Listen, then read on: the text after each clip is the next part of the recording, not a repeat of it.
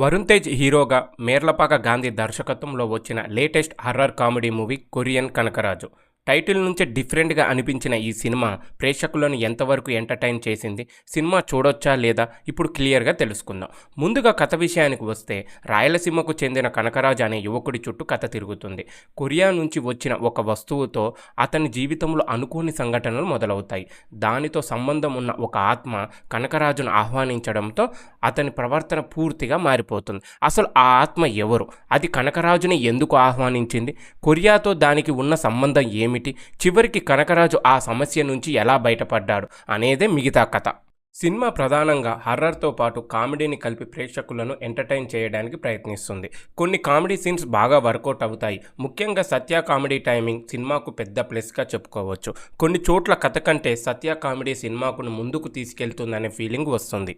వరుణ్ తేజ్ విషయానికి వస్తే కనకరాజు పాత్రలో తన వంతుగా మంచి ప్రయత్నం చేశాడు. సాధారణంగా కనకరాజుగా కనిపించే సన్నివేశాలు, ఆత్మ ప్రభావం వచ్చిన తర్వాత కనిపించే సన్నివేశాల్లో వేరియేషన్ చూపించే ప్రయత్నం చేశాడు. రితికా నాయక్ తన పాత్ర పరిధిలో బాగానే చేసింది. డైరెక్టర్ మేర్లపాక గాంధీ ఎంచుకున్న కాన్సెప్ట్ మాత్రం ఇంట్రెస్టింగ్గా ఉంది. తెలుగు నేటివిటీకి కొరియన్ హర్రర్ ఎలిమెంట్స్ కలపడం కొత్తగా అనిపిస్తుంది. అయితే మంచి ఐడియా ఉన్నప్పటికీ స్క్రీన్ ప్లే అన్ని చోట్ల ఒకే స్థాయిలో ఎంగేజ్ చేయలేకపోతుంది. ఫస్ట్ హాఫ్లో కామెడీ ఎక్కువ ప్రాధాన్యం కనిపిస్తుంది. కొన్ని సీన్స్ నవ్విస్తాయి, కానీ కథ ముందుకు వెళ్లే కొద్దీ హర్రర్ కామెడీ మధ్య బ్యాలెన్స్ కొన్ని చోట్ల మిస్ అయినట్లు అనిపిస్తుంది. ప్లస్ పాయింట్స్: సత్య కామెడీ టైమింగ్, వరుణ్ తేజ్ ప్రయత్నం, different horror comedy concept. Minus points: horror comedy balance కొన్ని చోట్ల మిస్ అవ్వడం, కొన్ని విజువల్ ఎఫెక్ట్స్ ఆశించిన స్థాయిలో లేకపోవడం. ఫైనల్గా చెప్పాలంటే కొరియన్ కనకరాజు ఒక డిఫరెంట్ కాన్సెప్ట్తో వచ్చిన హర్రర్ కామెడీ మూవీ.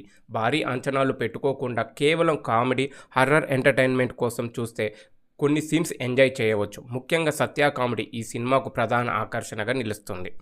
నా రేటింగ్ 2.5. మీరు సినిమా చూస్తుంటే మీకు ఎలా అనిపించిందో కామెంట్లో చెప్పండి. ఇలాంటి లేటెస్ట్ మూవీ రివ్యూస్ కోసం మా ఛానల్ని సబ్స్క్రైబ్ చేసుకోండి.